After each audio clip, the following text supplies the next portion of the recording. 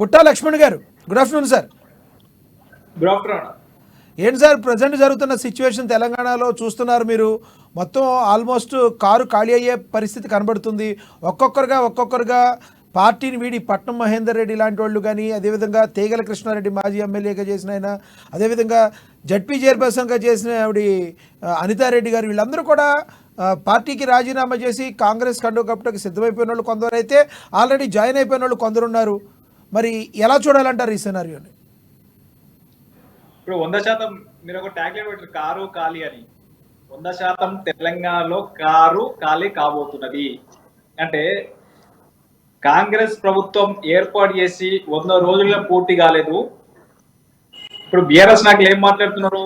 6 నెలల్లో కాంగ్రెస్ ప్రభుత్వాన్ని కూల్చివేస్తాం, మా ప్రభుత్వం వస్తుందని చెప్పేసి వారు పెట్టుకున్న సభలో సమావేశాలు మాట్లాడుతున్నారు. వాస్తవానికి ఈ ఎంపీ ఎన్నికల తర్వాత 100% నిజం కాబోతుంది. ఏది?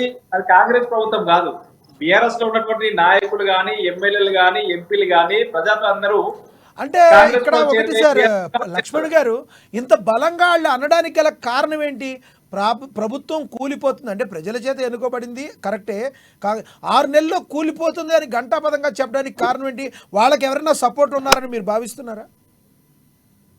100% ఇప్పుడు తెలంగాణ రాష్ట్రంలో ఉన్నటువంటి ఈ అప్పులు ఏదైతే దాదాపు 6,71,000 కోట్ల అప్పు చేయడం జరిగింది గత బీఆర్ఎస్ ప్రభుత్వం. గతంలో గత ప్రభుత్వాలు అనేక తప్పిదాలు జరిగినాయి. ఉదాహరణకు కాళేశ్వరం ప్రాజెక్టు. దాదాపు కాళేశ్వరం ప్రాజెక్టు అనేది మొదటగా 32,000 కోట్లకు సంబంధించిన ప్రాజెక్టు రీడిజైన్ పేరు మీద 1,32,000 కోట్లు తీసుకుపోయిన ఘనత బీఆర్ఎస్ ప్రభుత్వానికి చెందుతుంది. సరే, 1,32,000 కోట్లు పెట్టి కాళేశ్వరం ప్రాజెక్టు రైతుల కోసం, ప్రజల కోసం మీరు కట్టినంతే నమ్మొచ్చు. కానీ మీరు ఒకసారి ప్రాజెక్టు పరిస్థితి మీరు చూడొచ్చు. మేడిగడ్డ కానీ, లేకపోతే అక్కడ ఉన్నటువంటి పంప్ హౌస్లు కానీ, దానికి సంబంధించిన పిల్లలు ఒక 2 పిల్లలు విరిగిపోవడం జరిగింది. దాంట్లో అనేకమైన అక్రమాలు జరిగినాయని చెప్తా ఉన్నారు. అవినీతి జరిగింది స్పష్టంగా అర్థమవుతుంది. కాబట్టి అంటే ఈ విషయం సంబంధించి కేసీఆర్ గారికి, హరీష్ రావు గారికి, కేటీఆర్ గారికి కేవలం కల్వకుంట్ల కుటుంబానికి మొత్తం తెలుసు. ఎందుకంటే కాళేశ్వరం ప్రాజెక్ట్ లో పూర్తిగా అవినీతిమయం జరిగిందని చెప్పేసి, అక్రమాలు చేయడం స్పష్టంగా తెలుసు. కాబట్టి వాళ్ళు కాంగ్రెస్ ప్రభుత్వం ఉంటే మా యొక్క జీవితాలు ఆగమైతే మేము జైలు ఒక తప్పదని చెప్పేసి బీజేపీ తోటి లోపాయికర ఒప్పందం చేసుకుంటున్నారు. అందులో భాగంగానే ఈరోజు ఎంపీ ఎన్నికల్లో బీజేపీ బీఆర్ఎస్ పొత్తు అని చెప్పేసి ఒక సంకేతాలు బయటికి వస్తున్నాయి. అంటే దీనికి అధికారికంగా ధృవీకరించకపోయినా కూడా బీజేపీ నాయకులకు తెలుసు, బీఆర్ఎస్ నాయకులకు తెలుసు.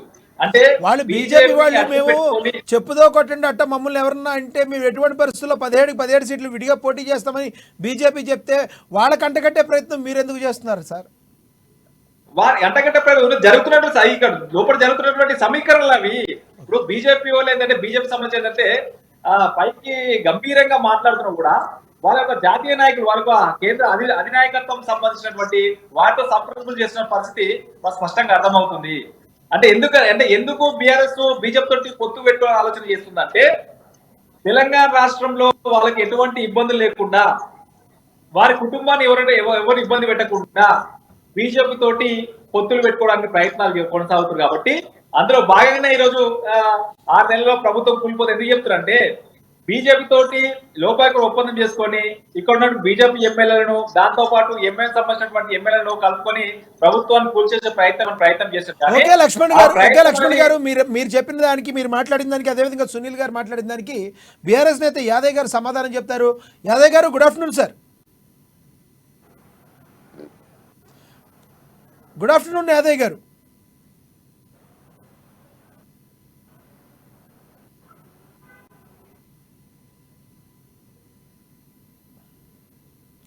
యాదవ్ గారు, సునీల్ గారు మాట్లాడేది వినే ఉంటారు మీరు, అదేవిధంగా లక్ష్మణ్ గారు ఏది మాట్లాడారో అదే వినే ఉంటారు.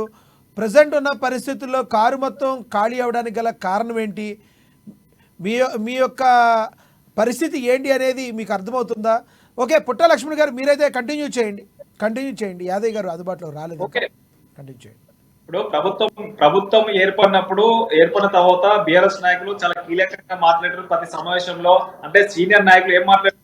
6 నెలల్లో మా ప్రభుత్వం ఏర్పాటు చేస్తాం, మా ప్రభుత్వం మళ్ళీ అధికారంలోకి వస్తుందని చెప్పేసి అనేక రకాలుగా ఆ కార్యకర్తల సమావేశంలో వివిధ సభల్లో మాట్లాడినటువంటి పరిస్థితి. అంటే కానీ సార్ ఇప్పుడు నాటికి లక్ష్మణ్ గారు ఇక్కడ మీరు మీ ప్రభుత్వాన్ని కూల్చేస్తాం అన్నందుకు మీరు బీఆర్ఎస్ ని ఖాళీ చేస్తున్నారు అనుకోవచ్చా? 100% అట్లా ఆ కోణంలో కాదు, ఆ కోణంలో ఆ రకంగా అని చెప్పేసి కాదు. వాస్తవానికి గెలిచినటువంటి ఎమ్మెల్యేలు వాళ్ళు ఆలోచన చేస్తారు. వాళ్ళు ఏం ఆలోచన చేస్తారు? గతంలో కేసీఆర్ చేసినటువంటి ఒక ఏ రకంగా కేసీఆర్ ని అప్పుడు ప్రతిపక్షం ఉన్నటువంటి కాంగ్రెస్ నాయకులు కానీ ఏ రకంగా అయితే తమ పార్టీలు చేస్తున్నారో వాళ్ళు ఎమ్మెల్యేలు స్వచ్ఛందంగా వచ్చి కాంగ్రెస్ వాళ్ళు చేస్తా అంటే దానికి ఎవరు అడ్డుకునే పరిస్థితి?